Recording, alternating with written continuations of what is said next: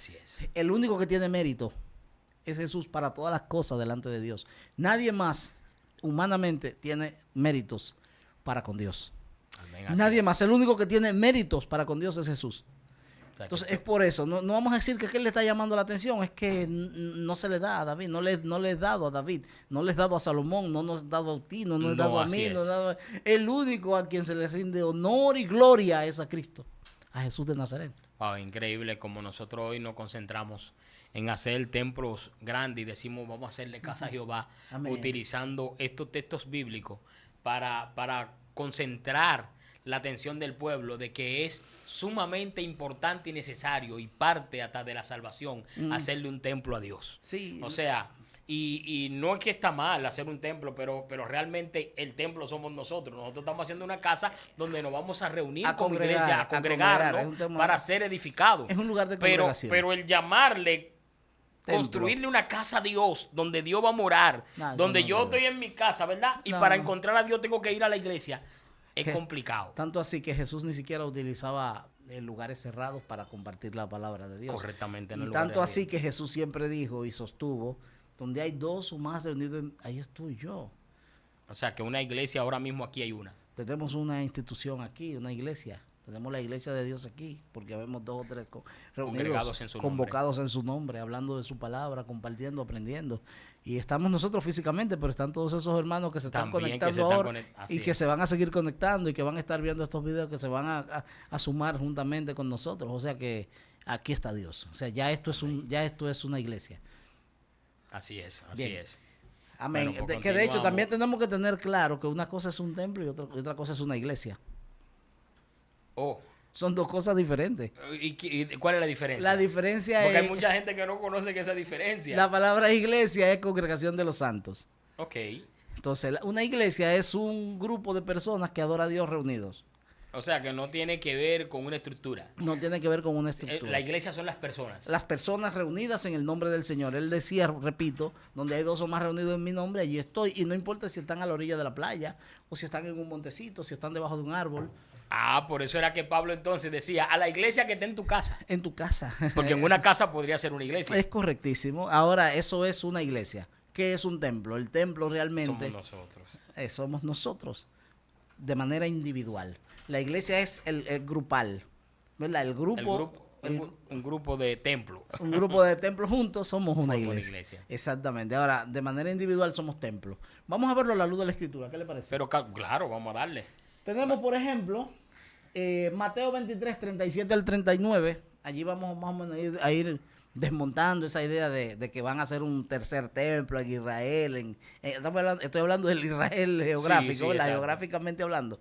Del país. Ese templo físico que la gente está esperando, que se va a manifestar y que ahí es que entonces el anticristo va a ser su base de operación. Bueno, puede que se construya, pero va a estar vacío. Se va a construir, pero recuerda que la palabra dice que muchos, aún de los escogidos, van a ser engañados. Todo eso forma parte del engaño, de que el pueblo de Dios no entienda y no comprenda las escrituras. Wow. ¿Sí me entiendes? O sea, lo van a construir, se va a construir, seguro, ¿eh? Sí, así pero es. eso forma parte del engaño. Parte del engaño. Porque los cristianos estamos dormidos y creemos que cuando se haga una casa en Israel, ya ese es el templo. Ahora vamos a ver que Jesús mismo, nuestro Señor, al cual nosotros seguimos y por el cual nos llamamos cristianos, determinó que ya eso no iba a existir más. Lo determinó, quedó determinado. Mateo 23 del 37 al 39. Está revelando un misterio fuerte, maestro. Estamos hablando la palabra de Dios. La palabra de Dios es poderosa. Nosotros somos simples mensajeros que tratamos de llevar palabra pura y limpia. La gloria es del Señor. En el nombre de Cristo. Dice la palabra de Dios: Jerusalén, Jerusalén, que matas a los profetas y apedreas a los que te son enviados. Amén. ¿Cuántas veces quise juntar a tus hijos como la gallina junta sus polluelos debajo de sus alas? Pero no quisisteis. Vuestra casa os he dejada desierta, pues os digo que desde ahora no volveréis a verme hasta que digáis, bendito el que viene en el nombre del Señor. Ve, cuando el Señor dice, vuestra casa os es dejada desierta, y hay que entender Mateo 23. Mateo 23, al principio, estamos leyendo, Mateo 23 ya culminando el capítulo. Correcto. Estamos en el verso 37, pero comenzando el capítulo, nosotros vamos a encontrar a Jesús que llega al templo, encuentra un negocio y y coge la soga, y le entra y dice, y encontramos a Jesús diciendo, está declarado que mi casa, y dice, mi casa será casa de oración para todas las naciones. Correcto. Así o sea, que cuando él se refiere a casa, se está refiriendo al templo. Al templo físico, sí, claro. Está determinado que mi casa será casa de oración para todas las naciones. Dice él, ¿verdad? Eso es en el mismo Mateo 23. Sin embargo, ya concluyendo Mateo,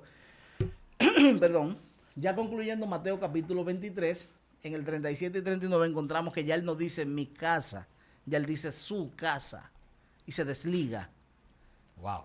Él dice, mi casa será casa de oración para todas las naciones. Sin embargo, culminando dice, vuestra casa, o sea, su casa, la casa de ustedes será dejada desierta. Y cuando dice la casa de ustedes será dejada desierta, lo estoy trayendo en español más claro, ¿verdad? Cuando dice la casa de ustedes será dejada desierta, ¿qué está diciendo? Que no habrá presencia. Lo importante de aquella casa se va. Wow, se va Dios. Se va Dios de allí. Una casa vacía. Ya queda vacía. No hay espíritu, no hay gloria. No hay gloria. Y cabot. Exacto, se va a gloria cabot. Sin gloria. Amén, sin gloria. Una casa, dice, vuestra casa es dejada desierta. Wow. Pero no es solo que la casa, esa estructura física. Maestro, esto es poderoso. Yo la estoy gloria casi danzando. Amén, Ay, gloria al Rey. Bueno, no es solamente que la casa es dejada desierta. Si vamos a Mateo 24, que forma parte del mismo accional, del mismo acontecimiento, Mateo capítulo 24, lo leemos, por ejemplo, verso 1 y verso 2. Dice, Jesús salió del templo y cuando ya se iba, se acercaron sus discípulos para mostrarle los edificios del templo. Páralo ahí, para mostrarle. Pero él acaba de decir, vuestra casa será dejada desierta. Sí. Sin embargo, los discípulos no eran, en ese momento todavía no eran apóstoles, eran discípulos. Los discípulos le dicen, ¿qué dicen? Dicen, respondiendo él les dijo, o sea, los discípulos dijeron, Señor, ya salieron los discípulos para mostrarles los edificios del templo. Respondiendo él les dijo, ¿veis todo esto? De cierto os digo que no quedará aquí piedra sobre piedra que no sea derribada. No es importante. Ya no es importante. Pero ellos están enseñándole las maravillas del templo. Pero él acaba de decir que la presencia se va, lo importante. Y no dijo él, hablando en una ocasión, no dijo, ¿qué es más importante? ¿El cuerpo o el vestido? O el vestido, exacto. Él dijo que el cuerpo. El cuerpo. ¿Sí vale más que el vestido? Vale más que el vestido. ¿O no es el cuerpo más que la comida? Así es. Entonces, hablando de que lo que contiene, lo que hay dentro es lo importante. ¿Sí me entiendes? Entonces, si el espíritu ya no va a estar, eso es simplemente un cascarón vacío. Es una casa, que humanamente, a la vista humana es muy hermoso. Bueno, es muy hermoso, es una buena arquitectura. Eso sin mencionar que ese templo, el que Dios había mandado construir, había sido destruido y reedificado conforme a cosas, a una ingeniería humana. Ah, ¿verdad? Sí, que porque el templo duró al cerca de 46 años construyéndose. Pero reconstruyéndose, ¿verdad? Porque Herodes lo destruyó para construirlo, porque su popularidad había bajado. Eso no lo conocemos la mayoría de los cristianos, o desconocemos eso. Entonces, una pregunta con relación a ese templo que se reconstruyó. ¿Realmente ese templo se reconstruyó conforme a como Dios lo había diseñado? No, para nada. Había muchos diseños romanos. O sea, ya Roma estaba metido en el diseño de ese templo. O sea, y estaba, como se dice, helenizado. Grecia y Roma ya eran los que predominaban en esa arquitectura. O sea, que realmente lo que Dios había establecido como el diseño que él quería, cuando le dijo a Salomón, ¿verdad? Ajá. Sin embargo, aquí ya está la mano humana involucrada y los pensamientos carnales de hombres. Y voy a dar una revelación, voy a dar un dato importante aquí. Suelte ese misterio. Amén, gloria a Dios, la gloria es del Rey. Recuerden que el templo fue edificado conforme al tabernáculo. Y el tabernáculo fue diseñado por Dios. Así es. Y le dijo a Moisés, me vas a construir un tabernáculo conforme al modelo que yo te mostraré. Gloria a Jesús. Sin salirte del patrón, y te voy a dar todos los detalles de cómo debe ser construido el tabernáculo. Wow. ¿Por qué todo eso? Porque realmente todo eso señalaba. El tabernáculo fue un diseño que vino directamente del cielo. Vino del cielo. No se dejó nada, para que tenga una idea, no se dejó nada a la consideración de Moisés ni de ningún hombre. Entonces, si es directamente del cielo, es posible que haya el original de allá arriba. El original está allá arriba porque es Cristo mismo ese tabernáculo. Pero ¡ay, santo! Pero no solamente eso, es que ese está volando cabeza, maestro, ¿no sabía? No, la gloria de Dios, la gloria de Dios. Pero no es solamente que el tabernáculo fue diseñado por Dios, es que ese tabernáculo realmente aludía a la figura de Cristo, en primer lugar, y en segundo lugar aludía a la figura del pueblo de Dios, de nosotros como seres humanos. De hecho, el tabernáculo, que repito, el templo es una réplica del tabernáculo. Amén. Entonces, como el tabernáculo fue diseñado y creado de adentro hacia afuera.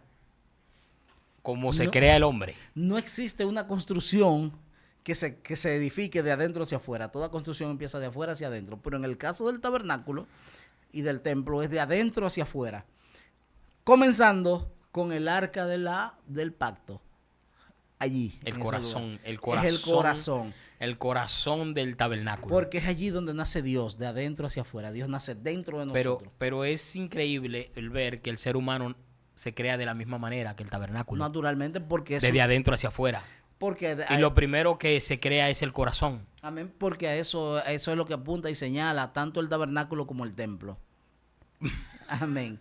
Seguimos leyendo, por ejemplo.